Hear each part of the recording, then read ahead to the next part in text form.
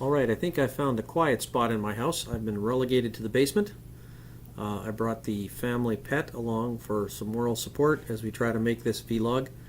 I haven't done a lot of this, so it'll be interesting. The question, can I trust information produced by the masses? Wikipedia specifically. I agree with what a lot of you have said, and that is that Wikipedia is a good starting point as a source for information.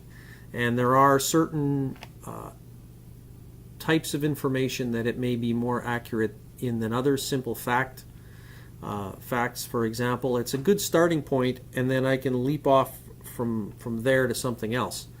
It gives me the more basic information, and then I can go and find some other sources to help to verify that, as well as deepen the amount of information that I have on a particular subject.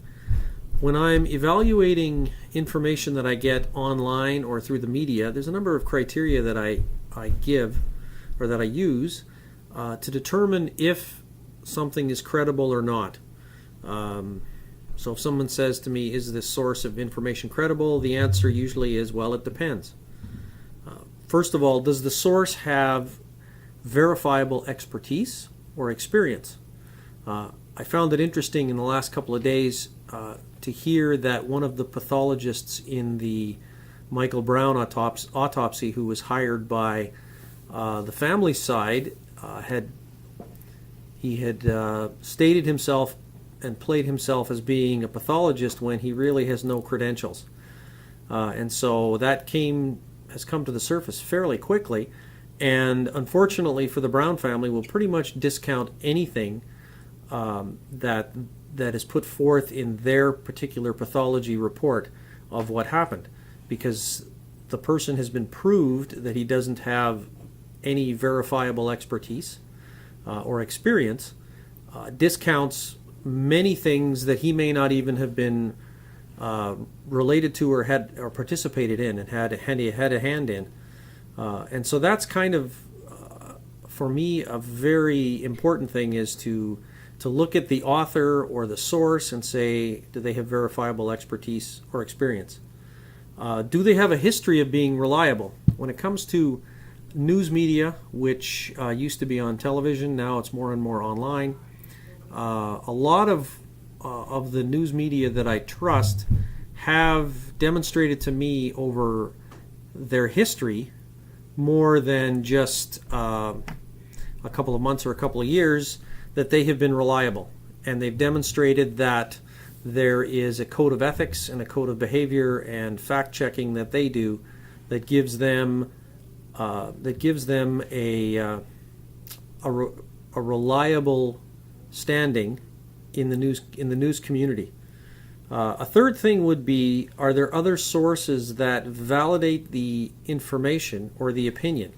And where does that validation come from? Is it a like-minded source? Because that will impact how much I trust the source. For example, if in the U.S., for example, if it's a very conservative person who's giving the information, I will probably not use any corroboration and validation that comes from Fox News as an indication that that information is reliable.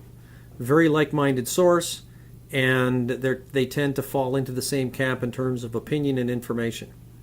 An especially powerful vote of confidence for me is agreement from someone who is not traditionally in the same camp or who traditionally doesn't have the same opinion. Then that will give the original piece of information that much more validity. Someone who doesn't normally side with that person or who doesn't normally provide that same opinion is agreeing with what they're putting forward. Another one would be, how current is the information? Things are changing so fast that in 2 or 3 years the information may no longer be accurate. You can see behind me a globe, which I think is from 1965. If I want to help my children with a geography project, I'm not going to use that globe as a source of information. I'll go to Google Maps instead, much more accurate. And so that is an important criteria as well for me. Is the information current? Is the source current? Does the person who's putting forward the source actually have current expertise. Another example of that is, we've seen that even in our class. A couple of weeks ago, there was a wiki that we were directed to with a number of online social media tools, and I found a significant number of them no longer worked.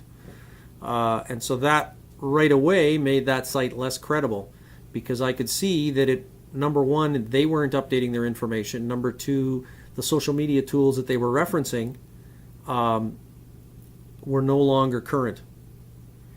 And so the speed of information change and expertise makes that an important criteria for me. I think we also must acknowledge that every one of us will bring a certain amount of baggage to any subject that we're dealing with. The baggage might be positive, the baggage could be negative, but it will influence our views and our evaluation of the information that we find. An honest assessment, I think, will factor in the context and the bias by all the parties involved in the discussion, not only the people who are producing the content, but also me or other people who are consuming it. And so if I want to take a look at evaluating whether something's credible, I have to take into account my own background, my own context, any biases that I might have towards the situation, and take account for that when I'm evaluating that particular content. The last one for me is experience. I found that as I get more experienced in a particular subject or a particular tool or way of doing things, that it becomes easier for me to determine whether a source is accurate, whether a source is credible. And so for me, if I'm venturing into a new subject area, I need to put a lot more effort into gaining information from multiple sources, trying to corroborate whatever information I have. But as I get more experienced, it becomes easier.